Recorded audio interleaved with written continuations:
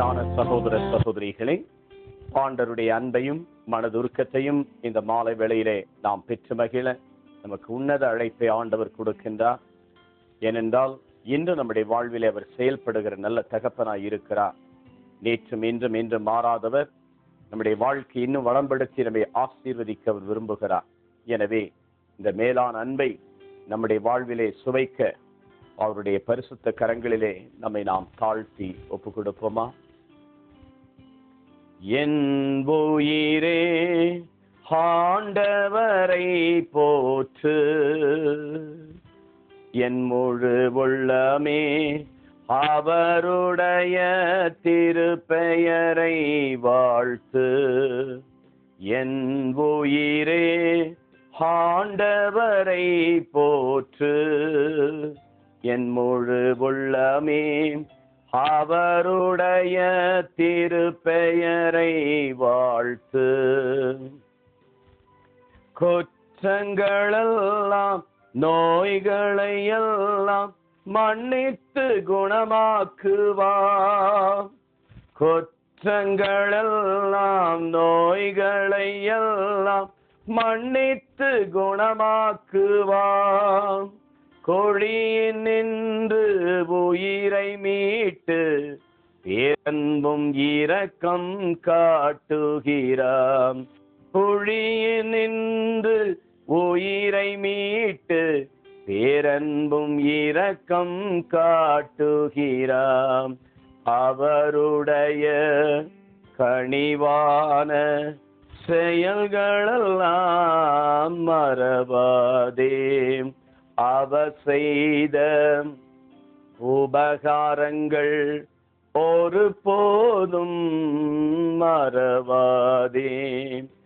என் உயிரே ஆண்டவரை போற்று, என் முழு உள்ளமே அவருடைய திருப்பெயரை வாழ்த்து.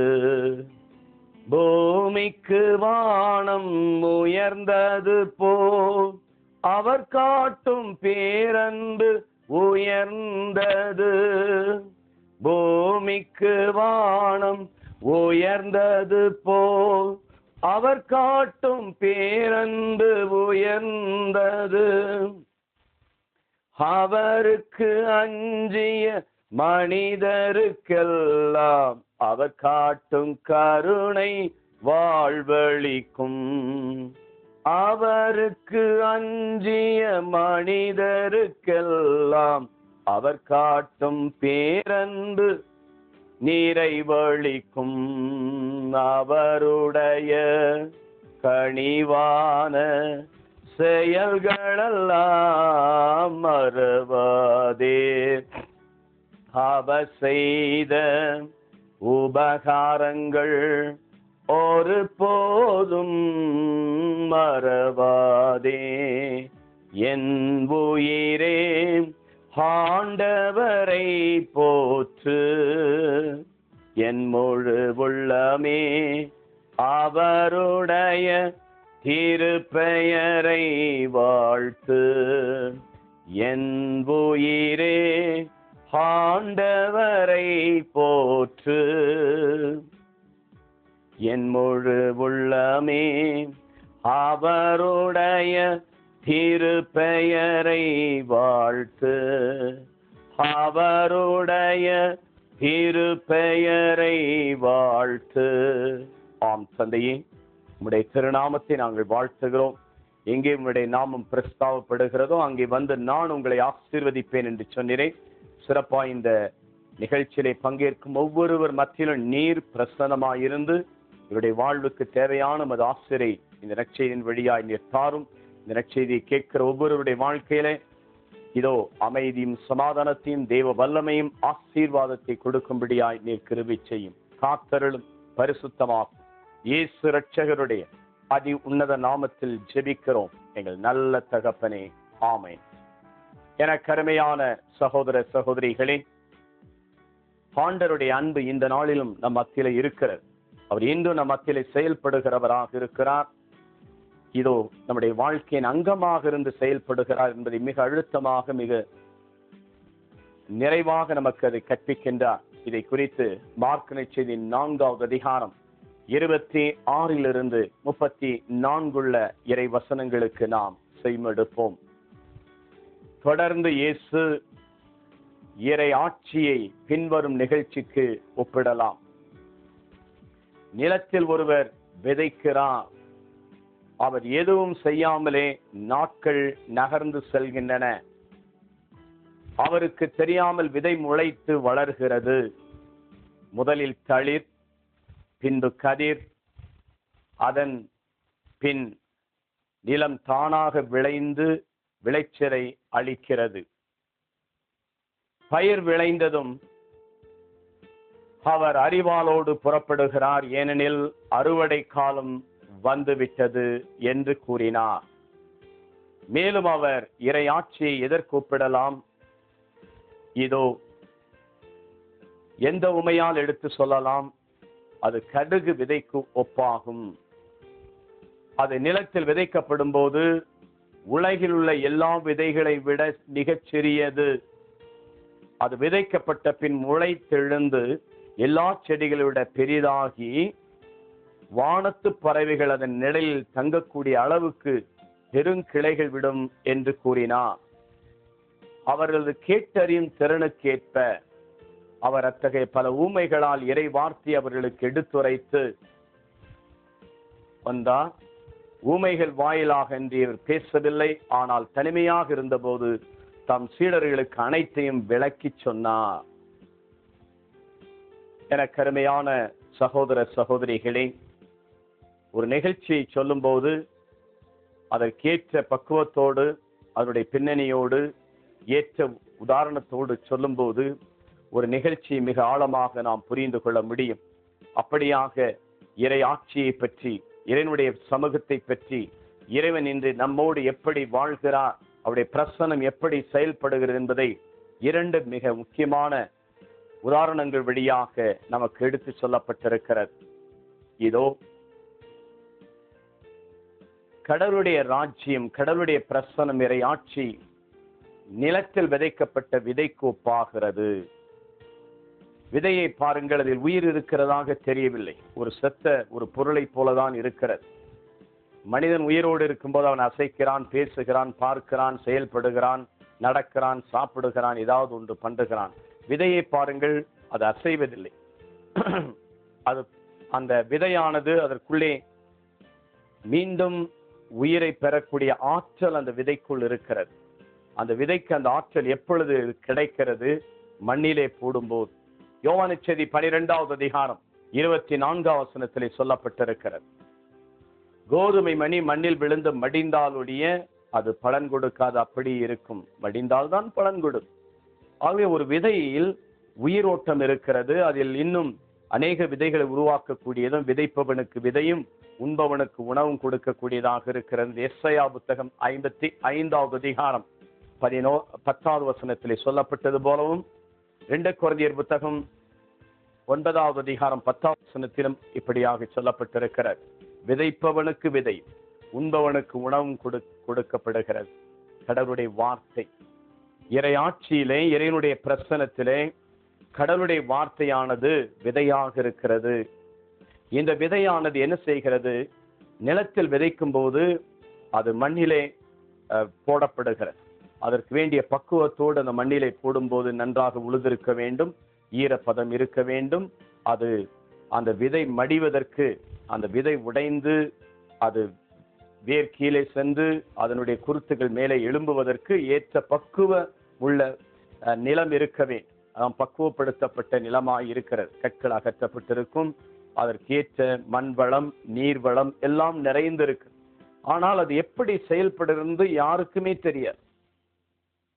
அந்த விதையானது உடைந்து தன்னுடைய உருமாற்றி தான் உடைந்து வேர் ஊன்றி விட்டு அதனுடைய தளிர், அதனுடைய கதிர் மேலே எழும்பும் போதுதான் இது முளைத்திருக்கிறது என்று. அதுவரை ஒன்றுமே தெரியாது. எப்படி முட்டைக்குள்ளே கோழி குஞ்சு இருக்கிறது, அதுக்குரிய பக்குவம் வரும்போது அது கோழி குஞ்சு உடைத்து வெளி வருகிறது. அந்த பக்குவம் இல்லை என்றால் அது ஒரு முட்டை, அதற்குரிய வெள்ளைக்கரு, மஞ்சள் கரு இருக்கிறது. அது உயிரோட்டம் உள்ள அணுவாக இருக்கிறது. அதுக்குரிய பக்கம் வரும்போது உயிரை வெளிப்படுத்து. அதே போலதான் விதை, அது இறைவனுடைய வார்த்தை கூப்பிடப்படுகிறது. என்னுடைய வார்த்தையிலே உயிர் இருக்கிறது, மறைந்திருக்கிறது. அதை உயிரோட்டம் படுத்தும் போது, மனிதனுக்குள்ளே செயல்படும் போது, உண்பவனுக்கு உணவும், அது உணவாக இருக்கிறது. ஒரு டெய்லி பிரெட், மத்தேயு 6வது அதிகாரத்திலே சொல்லப்பட்டது போல, give us this day our daily bread. பிள்ளைகள் உணவு. மத்தேயு 5:26 கனனைய பெண்ணிடத்திலே ஆண்டவர் சொன்னார், உங்களுக்காக விருந்தொன்று ஆயத்தப்படுத்தப்படுகிற இந்த மலையிலே.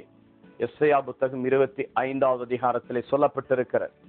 எஸ்ஐயா புத்தகம் 55வது அதிகாரம் 1-3 வசனங்களிலே சொல்லப்பட்டிருக்கிறது. உணவாக இருக்கிறது. மத்தேயு 4:4 பார்க்கிறோம். இப்படியாக இந்த இறை ஆட்சியிலே கடவுளுடைய பிரசன்னம், வார்த்தையானவர் இதோ உணவாக இருக்கிறார். அது மட்டுமல்ல, விதையாகவும் இருக்கிறார்.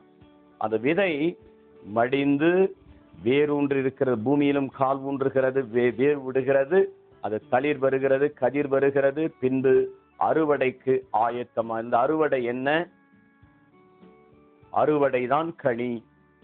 அது ஒரு மலராக இருக்கலாம், அது கனியாக இருக்கலாம், அது காயாக இருக்கலாம், அது கொடுக்கிற பலன். ஏனென்றால் நீங்கள் என்னை தேர்ந்து கொள்ளவில்லை. You did not choose me, but I chose you. யோவான் செய்தி 15:16 என்ன சொன்ன? நீங்கள் உலகிற்கு சென்று கனி தரும்படியாகவும், அந்த கனியில் நிலைத்திருக்கும்படி, abide in fruit, நீங்கள் நிலைத்திருந்து கனி தரும்படியாகவும், அந்த கனியில் நிலைத்திருக்கும்படியாக நான் உங்களை ஏற்படுத்தினேன். யோவான் செய்தி 15:16 சொல்லப்பட்டிருக்கு. நீங்கள் மிகுந்த கனி தந்து, யோவான் 15:8 பார்க்க, நீங்கள் மிகுந்த கனி தந்து என் சீடனாய் விளங்குவதே தந்தைக்கு மகிமை. ஆம் அன்புக்குரிய சகோதர சகோதரிகளே, அறுவடை நாம் இந்த பூமியிலே கனி கொடுக்கிறவர்களாய் மாற வேண்டும். ஏற்ற காலத்தில் அது கனி கொடுக்கும். ஏற்ற காலம் 2 கொரிந்தியர் 6:2 சொல்லப்படும். இதுதான் ஏற்ற காலம், இதுதான் மீட்பின் நாட்கள். ஏற்ற காலத்தில் நான் செவிமடுப்பேன், மீட்பின் நாளில் புனை செய்வேன். ஆகவே பயிர் விளைந்ததும் அவர் அறிவாளோடு புறப்படுகிறார். அறுவடை காலம் வந்துவிட்டது. அறுவடை காலம், அந்த பயிரானது முற்றி நல்ல கதிர் கொடுத்து நல்ல கனியை பெருக்கும் போது அது அறுவடை செய்வார். அதான் அறுவடையோ மிகுதி. லூக்கான செய்தி 10வது அதிகாரம் 2வது வசனத்திலே பார்க்க, the harvest are plentiful, மிகுதியாயிருக்கிறது. ஆண்டவருக்குள்ளே நாம் விதைக்கப்படும் போது அது மிகுதியான கனி கொடுக்கும். ஆண்டவருக்குள் விதைக்கும் போதுதான் மிகுதியான கனி கொடுக்கும். என்றால் 100 மடங்கு, 60 மடங்கு, 30 மடங்கு தான் ரேஷியோ. 1-2 அல்ல, மடங்காக, 100 மடங்காக, 60 மடங்காக, 30 மடங்காக இதோ நாம் மிகுந்த கனி கொடுக்கும். மிகுந்த கனி தரும்படி அவர் நம்மை கழித்து விடுவார். மிகுந்த கனி தரும்படி அவர் நம்மை அழைக்கிறார். நாம் அவரோடு இணைந்திருக்க வேண்டும். எனவே கனி கொடுப்பதற்கு ஏற்ற காலம் உண்டு. எப்படி விதைக்கிறதுக்கு ஒரு காலம் உண்டு, விதையை அதை பக்குவப்படுத்துவதற்கு ஒரு காலம் உண்டு, வளர்வதற்கு ஒரு காலம் உண்டு, அறுவடை செய்வதற்கு ஒரு காலம் உண்டு. இந்த காலத்தில் அறுவடை செய்ய முற்றி பயிர் முற்றி இருக்கும் போதுதான் அறுவடையோ மிகுதி. அதற்குரிய ஆட்கள் தேவை. அந்த அறுவடையை செய்வதற்கு அறுவடை நமக்குள்ளே இருக்கிறது. அந்த அறுவடையை ஆட்களை அனுப்பும்படி அறுவடை ஆண்டவரிடத்தில் மன்றாடுங்கள். pray to the Lord of the harvest. அறுவடை காலம் வருவது போல அறுவடையின் ஆண்டவரிடத்திலே நாம் மன்றாடும். ஆண்டவரோடு நாம் இணைந்திருக்கும் போது இந்த உலகிலே அவருடைய பிரசனம், அந்த இறை ஆட்சியிலே இந்த கடவுளுடைய வார்த்தையானவர் நமக்கு என்ன செய்கிறார்? கனி கொடுக்கிறார். அந்த கனிதான் கலாத்தியர் 5:22 சொல்லப்பட்டிருக்கிறது. அன்பு, மகிழ்ச்சி, சமாதானம், ஒற்றுமை, பரிவு, தன்னடக்கம், நன்னடத்தை, இப்படியான கனிகளை நாம் அறுவடை நம்முடைய வாழ்க்கையிலே செய்ய வேண்டும். அது எப்போது செய்ய முடியும்? நீ கடவுளுடைய வார்த்தை உனக்குள் விதைக்கப்பட வேண்டும். அந்த கடவுளுடைய வார்த்தை விதைத்தால் பத்தாது, அதன்படி நீ கடைபிடித்து வாழ நீ கன்னிமரியாளை போல நாம் முயற்சி செய்ய வேண்டும். உடைய வார்த்தைக்கு நான் அடிமை. உடைய வார்த்தையின் கனி, அது வயிற்றின் கனி ஆசீர்வதிக்கப்பட்டது என்று எலிசபெத் அம்மாள் புனித கன்னிமரியாளை பற்றி சொல்லுகின்றார், சாட்சியம் பகர்கிறார். அது வயிற்றின் கனி ஆசீர்வதிக்கப்பட்டதே. Blessed is the fruit of the womb. ஏனென்றால் அந்த கனி அவள் அதை ஏற்றுக்கொண்டாள். அந்த கனிக்குரிய வார்த்தையின்படி எனக்காகட்டும். Let me be done according to thy word. உடைய வார்த்தையின்படி எனக்காகட்டும் என்று சொல்லி அந்த வார்த்தைக்கு ஏற்ற முறையில் தன்னுடைய வாழ்க்கை அமைத்துக் கொண்டார். வெறும் ஆண்டவனே ஆண்டவனே என்று சொல்லுகிறவன் எல்லாம் விண்ணரசில் சேர மாட்டான். மத்தேயு 7வது அதிகாரம் 21வது வசனத்திலே பார்க்கும். அதன்படி செயல்படுகிறவனே, அதன்படி நடக்கிறவனே, இறை வார்த்தையை கேட்கிறவர்களாக மட்டுமல்லாம் நாம் செயல்படுகிறவர்களாக மாற வேண்டும் என்று யாக்கோபு புத்தகம் 1 அதிகாரத்திலே சொல்லப்பட்டுவது போல, இதோ நாம் நம்முடைய வாழ்க்கையில் அந்த வார்த்தையை கடைபிடித்து நம்முடைய வாழ்க்கையில வாழும்போது நாம் கனி கொடுப்போம். அதற்குரிய காலத்தில், அறுவடை காலத்தில், இதுதான் அறுவடை காலம். This is the time of the harvest, harvesting time. இதுதான் அறுவடை காலம். அந்த கனியிலே நாம் வாழக்கூடிய காலம், மகிழ்ச்சியோடு இருக்க வேண்டிய நாட்கள். எப்பொழுதும் மகிழ்ச்சியாயிருங்க. Rejoice always. பிலிப்பியர் 4:4 சொல்லுகிறது. எப்பொழுதும் மகிழ்ச்சியாயிருங்கள். 1 தெசலோனிக்கர் 5:16 சொல்லுகிறது. Pray always, pray unceasingly. இறைவனோடு இணைந்திருங்கள். என்ன நேரத்தாலும் நன்றி சொல். Pray, give thanks in all circumstances. எந்த நேரத்தில் நன்றி கூறுங்கள். இதுதான் தந்தையினுடைய சித்தமாய் நம் வாழ்க்கையில் இருக்கிறது. அப்படியாகும்போது உண்மையிலே கடவுளுடைய பிரசன்னம் இந்த நாளிலே வல்லமையாய் செயல்பட்டு நம் ஒவ்வொருவருக்கும் ஆறுதலை கொடுக்க, இதோ அதுதான் கடவுளுடைய பிரசன்னம். இதுதான் இறையாட்சியாக இருக்கிறது. அன்புக்குரிய சகோதர சகோதரிகளே, இந்த உண்மையான இந்த இறையாட்சியிலே இதோ அதே வேளையிலே மற்றொரு ஊமையும் ஆண்டவர் சொல்லுகிறார். கடுகு விதை. விதை முதல் சொல்லப்பட்டது விதை, சாதாரண விதை, எந்த ஒரு விதையும். அதிலும் மிகச் சிறப்பாக கடுகு விதை எல்லா விதைகளிலும் அது மிகச் சிறியதாயிருக்கிறது. எல்லா விதைகளிலும் 31வது வசனம் மார்க் 4வது அதிகாரம் சொல்லுகிறது. எல்லா விதைகளிலும் மிகச் சிறைமான விதை, உலகில் உள்ள எல்லா விதைகளிலும். Among the seeds about so many other seeds, very small, ரொம்ப நெக்லிஜிபிள், ரொம்ப சிறியதாக இருக்கு. ஆனால் விதைக்கப்பட்டு அது முளைத்தெழும்போது எல்லா செடிகளை விட பெரிதாகிறது. முதல்ல விதைக்கும் போது அது சிறிய விதையாக இருந்தாலும் அது பெரிதாகி முளைத்து வளர்ந்து பெரிதாக மாறும்போது அது என்னவாக மாறுகிறது? எல்லா செடிகளுக்கு மேலான செடிகள், பறவைகள் வந்து கூடுகள் கட்டுகின்ற அளவுக்கு நிழலுக்காக ஏங்கி வருகின்ற பறவைகள் போல இதோ பெருங்கிளைகளை விடுகிறது. அந்த கடுகு செடியானது பெரிசாக வளர்கிறது. இதே போலதான் நம்முடைய வாழ்க்கையிலும் ஆண்டவருடைய பிரசன்னம் சிறிதளவு இருந்த, கொஞ்சம் அந்த தாகம் இருந்தா, கொஞ்சம் அந்த நம்பிக்கை நம்முடைய வாழ்க்கையில் இருந்தா, நாம் அந்த கொஞ்சம் தேடுதல் இருந்தா, நம்முடைய வாழ்க்கையில அவரை பற்றிய அறிவு இருந்தா, நாம் நிறைவான ஆசீர்வாதத்தை. அதனாலதான்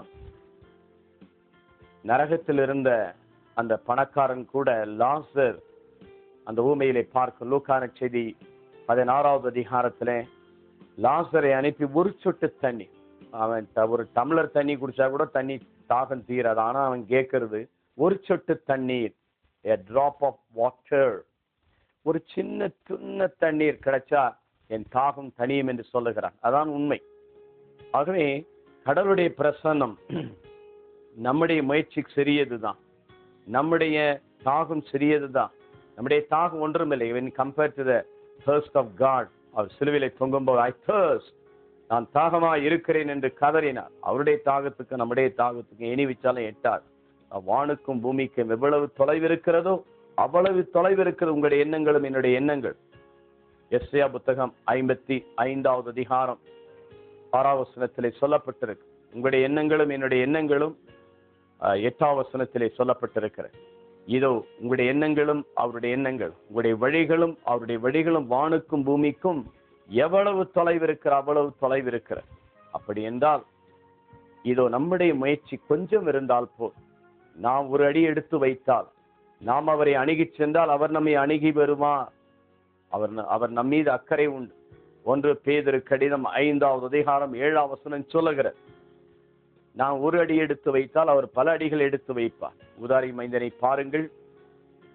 நான் தந்தையிடம் திரும்பி செல்வேன் என்று அவன் தூரத்தில் வருவதை கண்ட அந்த தந்தை அவனை ஓடி போய், அவன் ஓடி வரவில்லை, இவர் ஓடுகிறார். அவன் ஒரு அடிதான் எடுத்து வைத்தான்.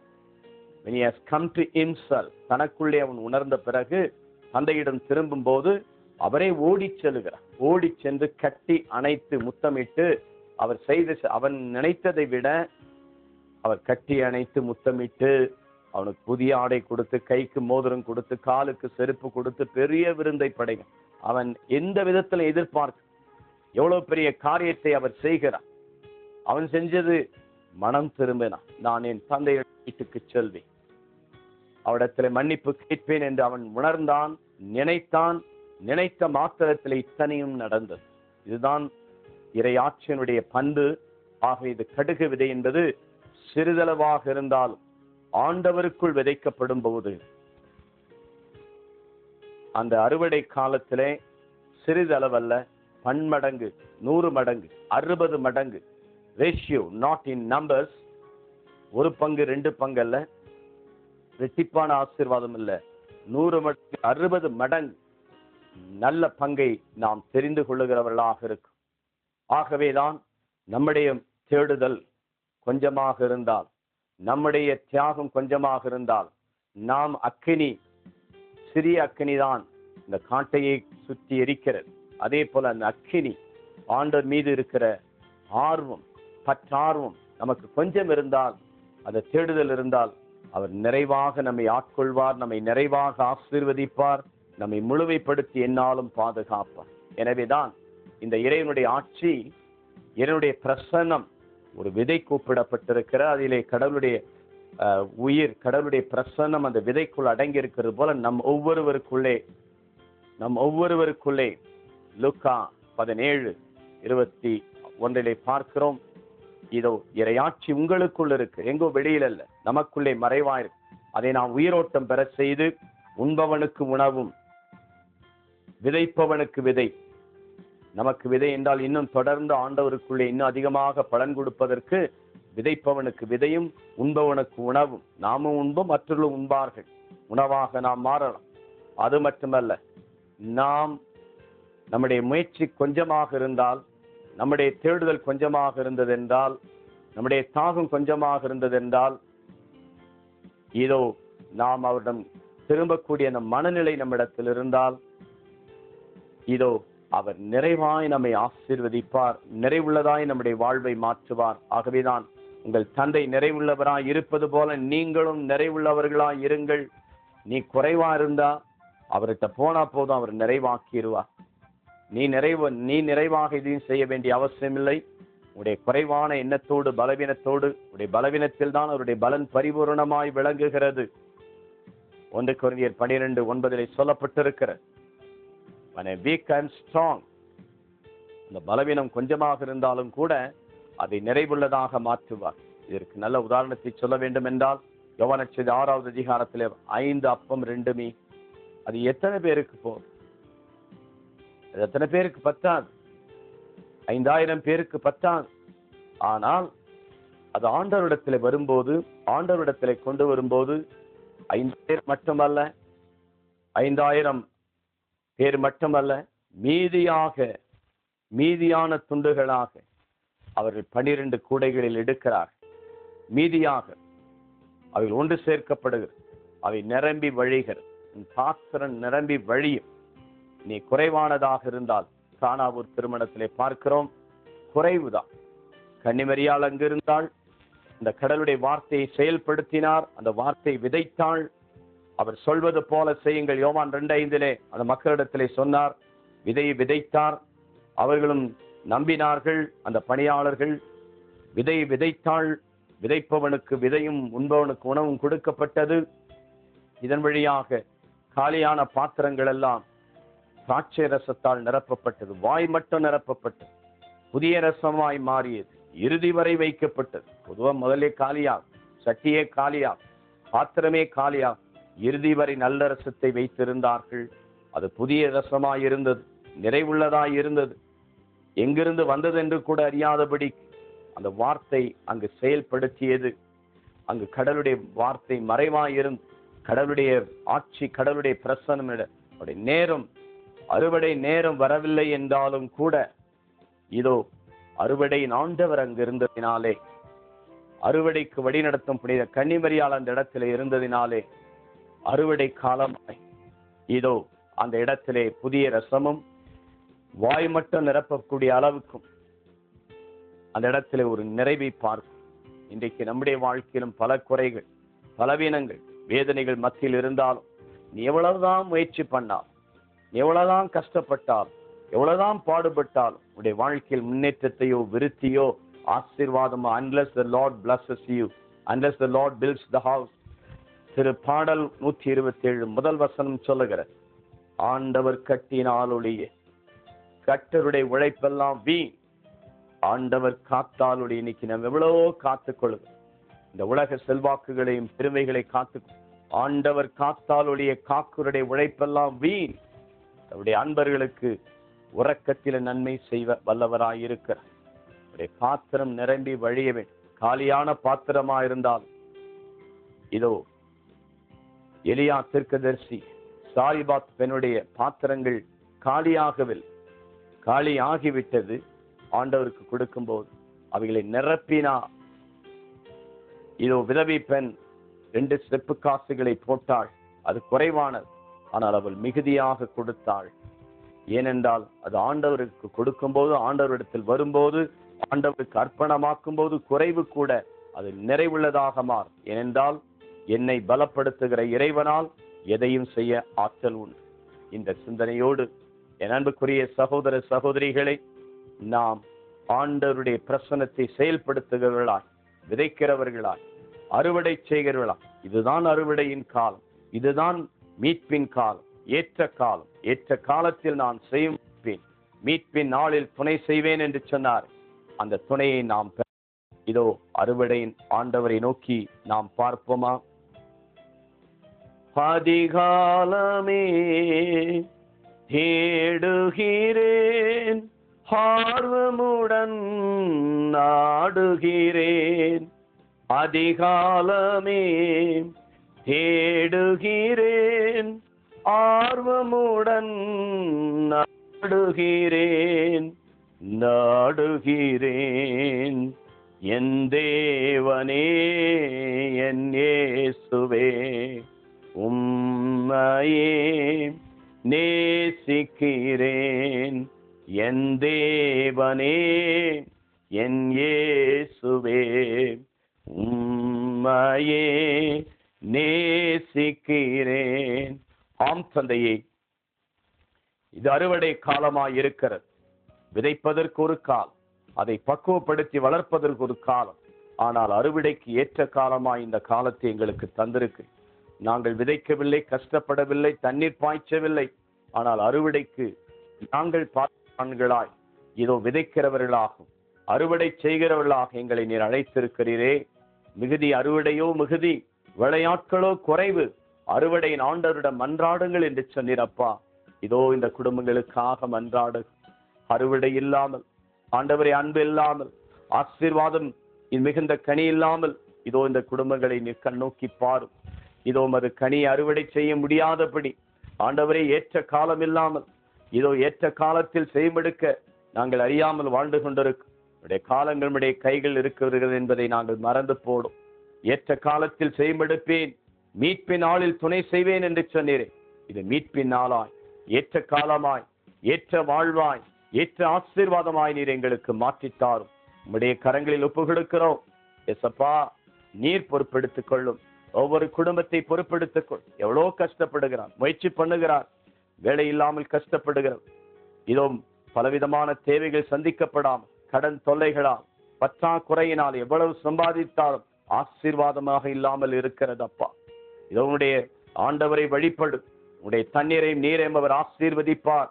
உன்னை நோய்கள் இருந்து விலக்கி காப்பார் என்று நீர் விடுதலை பயண புத்தகத்திலே சொல்லப்பட்டது போல ஆண்டவரே எங்களை ஆசீர்வதியும். இன்று முதல் நான் உங்களை ஆசீர்வதிப்பேன், என் ஆசீர் உங்களோடு தங்கும் என்று சொன்னீரே.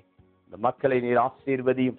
இந்த நாளிலே நீர் பொறுப்பெடுத்துக் கொள்ளும். உமது நம்பிக்கையிலே உமது இறையாட்சிக்குள் வரும்போது குறைவெல்லாம் கூட உமது மகிமையில் நிறைவாக்கும்படி இந்த குடும்பங்களை நிறைவுள்ளதாய் மாற்றித்தார். இதோருடைய வாழ்வில் இருக்கிற நோய்களை பாரும், வேதனைகளை பாரும், கண்ணீரை பாரும், கவலைகளை பாரும். எல்லா துன்ப துயரங்களை நீ துடைத்து ஆசீர்வதித்தருள். உடைய மேலான கரம் இவருக்கு வாழ்வடிப்பதா, வழி நடத்தி காத்துக்கொள், நீர் புனிதப்படுத்துவீரா. அப்பா, இப்பொழுது இருக்கிற வழிகள் நீங்கட்டும் ஆண்டவர். இந்த குறைகள் எல்லாம் இயேசு கிறிஸ்துவின் நிறைவுள்ளது வரும்போது குறைவுள்ளதெல்லாம் மறைந்து போகும் என்று சொல்லி இருக்கிறேன். உமது நிறைவான ஆசி இந்த குடும்பங்களில் இப்போதே கடந்து மூடுவதா, உடலிலே கடந்து செல்வதா, வழிகள் நீங்கட்டும் ஆண்டவரே, கட்டிகள் மறையட்டும் அப்பா. எந்த விதமான வியாதிகள் என்றால், பயத்தை உருவாக்குகிற வியாதிகளானால், கேன்சர் வியாதிகளினால், அடிமைகளாக பலவிதமான உடல் வேதனைகளில், பலவிதமான எலும்பு வியாதிகளில், முதுகெலும்பு வியாதிகளிலே கஷ்டப்படுகிறவர், தோள்பட்டை வியாதிகளினால், முட்டம் முழங்கால்களினாலே கஷ்டப்படுகிறவர்கள், ஆண்டவரை தீராத வேதனைகளின் தலைவலிகளை சுமந்திருக்கிறவர்களை நீ தொட்டு நீர் ஆசீர்வதி. கண்களை தொடும், பார்வை தாரும், இதோ காதுகளை தொடும், மது குரலை கேட்கட்டும், கட்டுக்களை அவிழ்த்து விடும், தளித்தாக்கும், எழுந்திரு என்று சொன்னீரே. மரித்து போன செத்து போயிருக்கிற வாழ்க்கையில் இருக்கிற இந்த மக்களை உளுத்த எலும்புகள் மத்தியிலே இவளை தூக்கி நிறுத்தும். காலூன்றி நிற்பார்களா, பெரிய சேனைகளாய் திகழ்வார்களா. விடுதலை தாரும், காத்தருளும், பரிசுத்தமாக்கும். இயேசுவின் நாமம் பிதா, சுதன், பரிசுத்த ஆவிதாமே ஆசீர்வதிப்பாராக. ஆமென்.